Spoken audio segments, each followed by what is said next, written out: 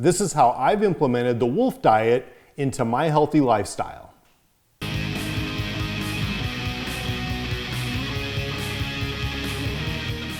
I love wolves. Wolf moons, I've even got a wolf tattoo. But why do we call it a wolf diet? Basically, the University of Minnesota did a study and found that wolves, which are primarily a carnivore or meat eater, were augmenting their diet with blueberries and even giving it to their pups at times where food was more scarce. So how do we define a wolf diet? Same way we define any other diet. Basic principles with some subjectivity around the individual.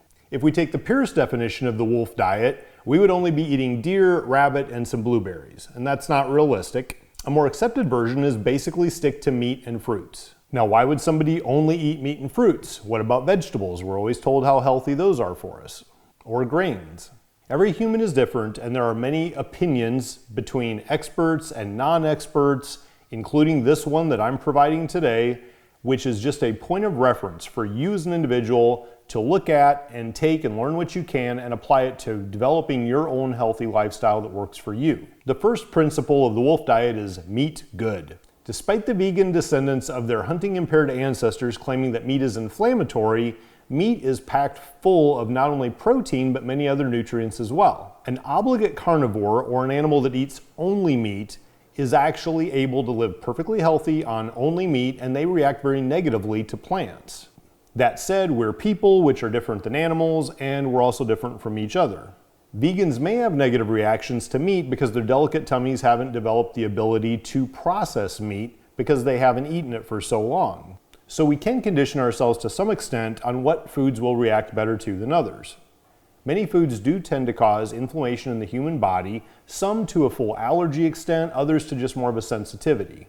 For example, many people don't react well with dairy and are what we call lactose intolerant because humans don't have the same digestive system as a cow. Some are also allergic to things like gluten. The one thing I've never heard called inflammatory is fruit. In fact, often when you look it up, it actually claims to have anti-inflammatory properties. Some people might avoid it due to high sugar or fructose content or to the carbs contained within it, but I've never heard of anybody avoiding it because it causes inflammation. Therefore, the second principle of the wolf diet is fruit good. Beyond those two main principles, everything else from here on is going to be a bit subjective to what you prefer to include in your lifestyle. The first major sub-principle of the wolf diet is vegetables bad. Now, we all know plenty of people who live only on a plant-based diet. The reason behind vegetables bad is because vegetables tend to have natural defenders in them. Think about how a dog goes outside and eats grass when it has an upset stomach to make it sick. Plants are trying to survive just like animals and humans do. So within them there are what we call defenders. And those defenders are to deter animals from eating them before their plant life cycle is complete. That's why they can cause inflammation, especially the leafy greens, which we're all told is healthy for us, and why fruit is good, because fruit is at the end of the cycle of the plant, and that's why we don't hear anything about inflammation caused by fruit. Dr. Saladino is a big proponent of this wolf diet, and he's got a lot more of the technical background if you want to learn more about the science about it. One of the things that he commented is that roots are safer than, say, the leafy vegetables. Roots might be things like potatoes, carrots, anything that's under the ground. He also advocates things like nuts and honey, which he points out is animal-based. Each of you will have to take this information and, as a first step, decide what foods will you allow in your diet. For me personally, I allow the meat and the fruit. I allow eggs, dairy, and the occasional root, as well as nuts and honey. And as a rule, no sugar, no alcohol, and no grains. That's the first part. The next step is to decide what your macros plan will be. For me personally, I'm currently on a keto diet, which means under 50 carbs per day, except I do a third day cheat day, which means on that third day, I allow myself to eat more than the 50 carbs, and that's a way of kickstarting my metabolism and the way the body works to try to continue to shave off the weight. I was doing a strict keto every day, so I never allowed myself to go over the 50 carbs. However, because of all the heart things that I had going on last year, at one point I was concerned about electrolyte imbalance, and a strict keto diet that never sees an insulin spike has been suspected of causing things like electrolyte imbalances, heart arrhythmia, stuff like that. So as a way to try to mitigate that, what I've done is add these third day cheat days. Now you have to define what your cheat meal is going to be. In the past, I may have had a large pizza for a cheat meal, or I may have gone to the drive-thru and got a double bacon cheeseburger with fries and onion rings and a milkshake and an apple turnover. This time, I'm much more structured about it. I actually used a continuous glucose monitor and I tried all these different cheat meals to see how my blood sugar reacted to each of them. The goal was to have a blood sugar spike of 30 to 50 milligrams per deciliter, which generated what I would consider an acceptable insulin spike that would help maintain proper levels of things like hormones and electrolytes. In doing that, I could see that things like the drive-through splurge and the large pizza caused a spike more like 90, so close to triple what I actually wanted. I took that data from the month of wearing the CGM and tried to make a formula that I included basically the amount of carbs from the meal as well as the glycemic index to see if I could figure out sort of a formula for how would I know what I was eating was causing what kind of blood sugar and insulin spike. It turned out that the glycemic index seemed to be really irrelevant in the formula. The easiest correlation I eventually found was to ignore the glycemic index and just associate the amount of carbs with about what the blood sugar spike would be. In other words, if I had a meal of, let's say, 30 to 40 grams of carbs, my blood sugar spike was roughly that 30 to 40 milligrams per deciliter of glucose in my blood. The next thing to define is your caloric intake. You're going to have some kind of a general guide based on your size and your activity level for saying to maintain your body mass, you need this many calories a day. If you're trying to lose weight, you have less calories per day. If you're trying to put on mass, you're probably going to eat more calories per day. Keto is a little strange because some people will tell you that on keto, the caloric in and out is less relevant because the body just kind of takes care of itself. However, I have the Samsung Health app. I'm already plugging my information in to track my carbs, so I'm trying to get in the habit of looking at the caloric intake as well.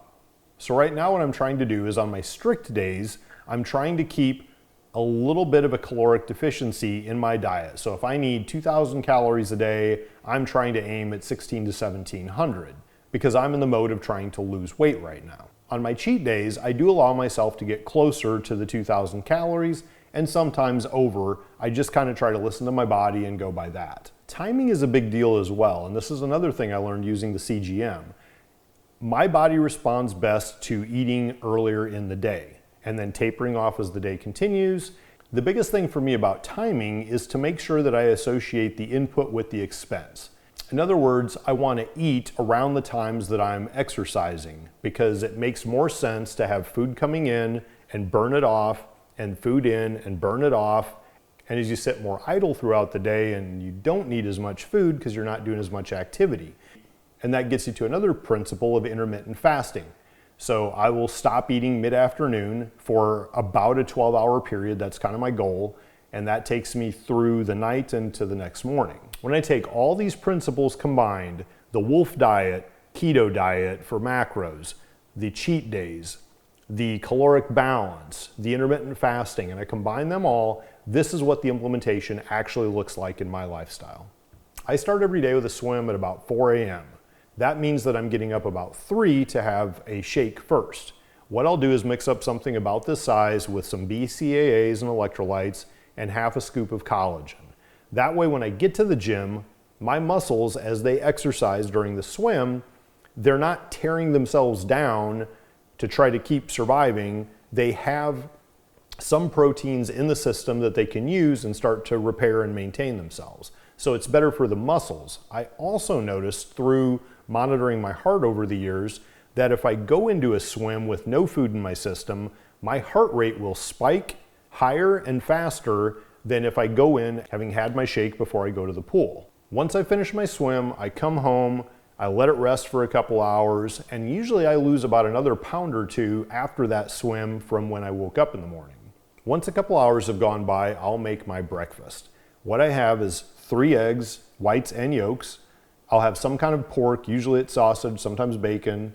I'll put some cheese on it with sour cream and salsa. and then I'll have a cup of blueberries with heavy cream. Now the cup of blueberries is quite a bit of carbs. In fact, it's most of the carbs I will allow myself in the day. After I've eaten that breakfast, I give my body another couple hours to sort of settle the food. And then with all that fuel, not only energy from the carbs and the blueberries, but also all the protein that I had, then I go back to the gym and hit the weights.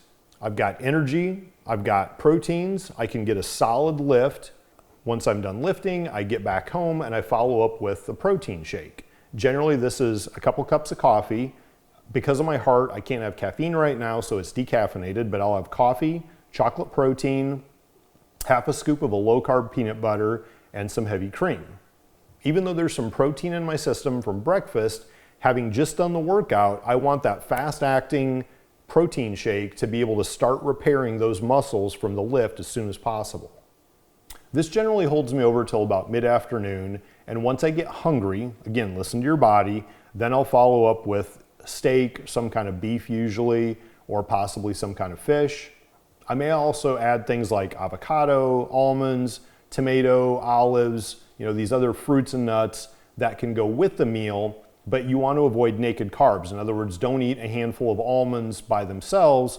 If I eat a handful of almonds later in the day because I'm getting hungry, I'll pair that with some beef jerky and a couple pieces of cheese or something to get some protein with the carbs. Ideally, after that meal, I'll be done eating until the next morning. However, depending on what I do for activity in the day, how strenuous the lift was, if I went hiking or did something else, I may be hungry later in the day. If so, what I'll probably do is have a couple pouches of tuna with some mayonnaise and shredded cheese and maybe a few pickles and some chili pepper. It's a lot of protein, it's not a lot of calories or carbs, so it's something that you can eat that is healthy without a lot of guilt or without messing up your macros or your caloric intake, and get you through till morning. I've also noticed before that eating that last meal of the tuna pouches, sometimes that actually results in me being lighter the next day than I was the day before.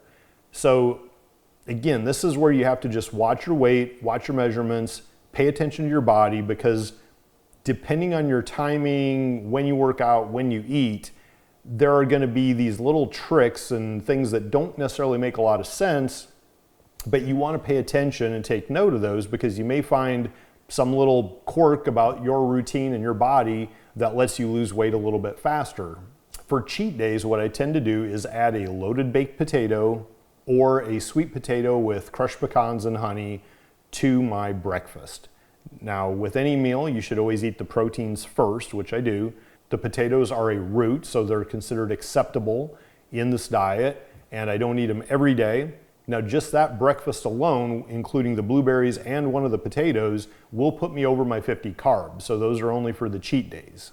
Depending on what I do for a workout and how I'm feeling, when I come back from the gym, if I still feel like my body can tolerate more carbs, I may actually have a pint of pineapple in a vanilla protein shake instead of my choco peanut butter one. In either case, once I'm done with that post-workout protein shake, I try to go back to my normal discipline of either the steak or the fish later. Sometimes I will have another potato then, but again, it just depends on how my body feels.